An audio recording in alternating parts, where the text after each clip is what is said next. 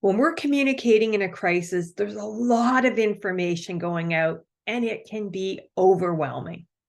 Hi, I'm Cynthia Lockery from How To Communications, and welcome to Shift, where powerful shifts happen in 5 minutes or less.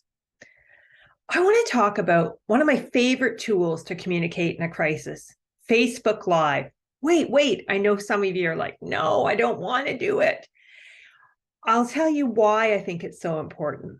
So I've worked in crisis communications for over 20 years on flood events, fires, train derailments, lots of emergencies.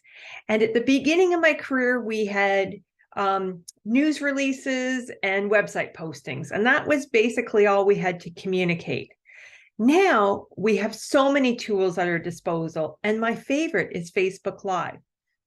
So here's what a typical emergency look like. So I live in an area that gets lots of flooding.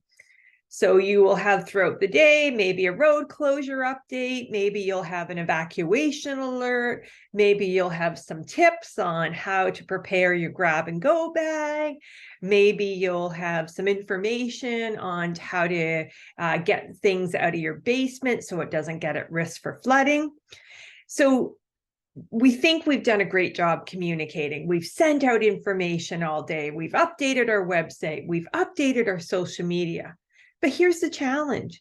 You're putting so much onus on your community to figure it out, to come to you and read all these different pieces. Some people will, but a lot of people are at work or have kids, or maybe they're sleeping. So this is where I love Facebook Live. You can do a beginning of the day saying, this is a recap of what happened yesterday, and here's what we're going to be focusing on today.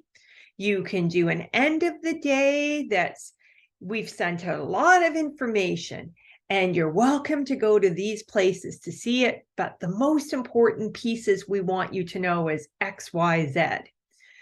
The thing with Facebook Live is be consistent and find what works best for you. Because if you're not going to be consistent, and if you're going to do it one day, but not the next 2 days, then there's no point.